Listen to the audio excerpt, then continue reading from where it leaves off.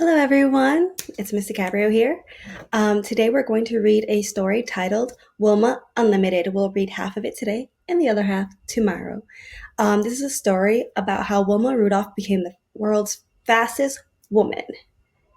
So, our standard for today is RI 2.3, and our objective is I can read a text in order to describe the connections between a series of historical events.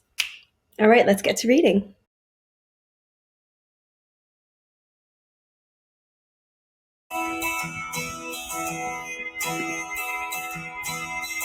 One of the most energetic kids in the town of Clarksville, Tennessee, Wilma loves to run and laugh and play with her 19 older brothers and sisters.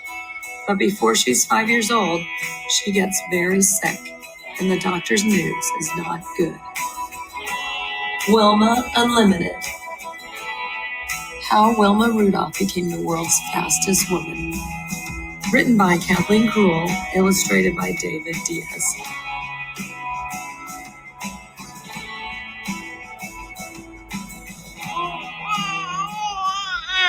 No one expected such a tiny girl to have a first birthday. In Clarksville, Tennessee, in 1940, life for a baby who weighed just over 4 pounds at birth was sure to be limited. But most babies didn't have 19 older brothers and sisters to watch over them. Most babies didn't have a mother who knew home remedies and a father who worked several jobs. Most babies weren't Wilma Rudolph. Wilma did celebrate her first birthday, and everyone noticed that as soon as this girl could walk, she ran or jumped instead. She worried people, though. She was always so small and sickly. If a brother or sister had a cold, she got double pneumonia. If one of them had measles, Wilma got measles too, plus mumps and chickenpox. Her mother always nursed her at home. Doctors were a luxury for the Rudolph family. And anyway, only one doctor in Clarksville would treat Black people. So I just paused the video really quick. The word luxury is one of our vocabulary words. It means when something is expensive, but not necessary. So back then, with Wilma Rudolph's family, a doctor was expensive and not necessary to them in their eyes. Also, I would like you to think about how her childhood was. Think about how her childhood was. And if you don't know, please rewind this and watch this part again. Thank you. Just before Wilma turned 5, she got sicker than ever. Her sisters and brothers heaped all the family blankets on her, trying to keep her warm. During that sickness, Wilma's left leg twisted inward, and she couldn't move it back. Not even Wilma's mother knew what was wrong. The doctor came to see her then. Besides scarlet fever, he said, Wilma had also been stricken with polio. In those days, most children who got polio either died or were permanently crippled. There was no cure. So polio is a virus that causes paralysis, which means she cannot move her leg. And they said that she was crippled, which means she's not able to move her leg or walk properly.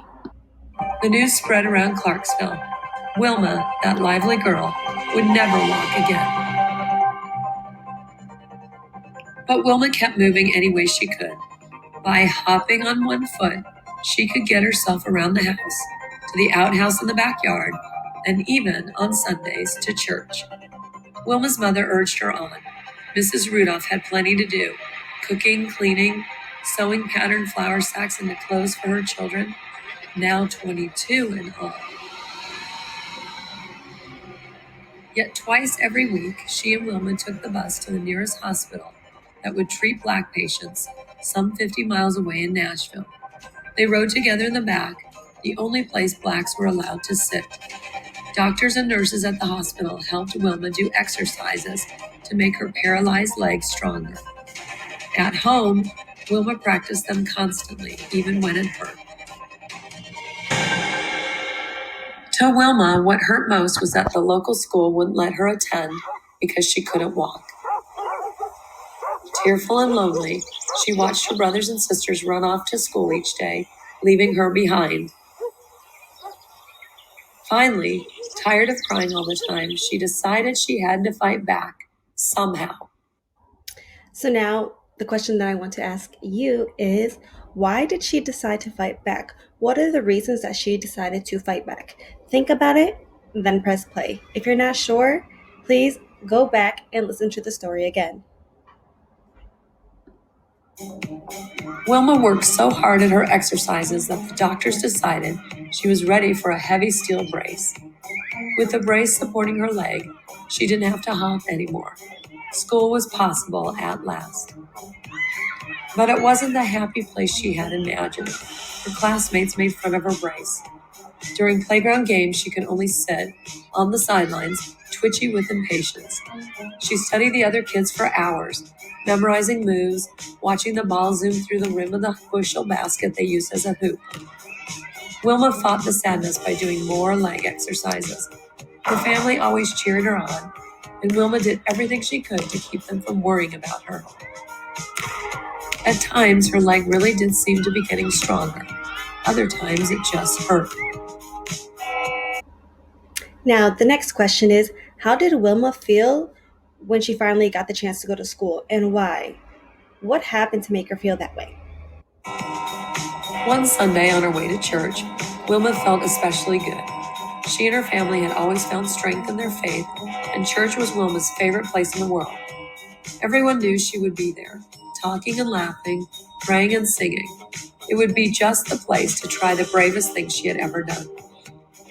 She hung back while people filled the old building. Standing alone, the sound of hymns coloring the air, she unbuckled her heavy brace and set it by the church's front door. Taking a breath, she moved one foot in front of the other, her knees trembling violently. She took her mind off her knees by concentrating on taking another breath and then another. Whispered rippled through the gathering. Wilma Rudolph was walking. Row by row, heads turned toward her as she walked alone down the aisle. Her large family, all her family's friends, everyone from school, each person stared wide-eyed. The singing never stopped.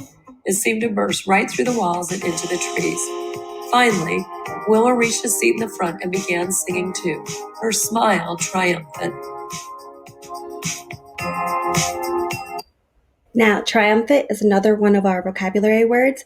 It means that she finally won something, she finally defeated something, she mastered something. Now, why did she feel triumphant?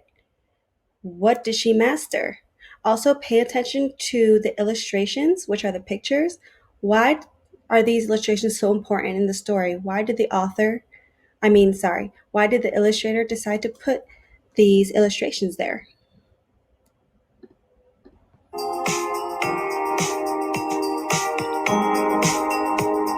Wilma practiced walking as often as she could after that, and when she was 12 years old, she was able to take off the brace for good. She and her mother realized she could get along without it, so one memorable day, they wrapped the hated brace in a box and mailed it back to the hospital. As soon as Wilma sent that box away, she knew her life was beginning all over again. Okay, so we have come to our final two questions. The first question is, Wilma says that her life is beginning all over again. What does she mean by this? Explain using evidence from the text. We cannot forget our target task, which is what was the bravest thing Wilma ever did, and how did people respond? All right, so that's what we're reading for today. I will see you next time.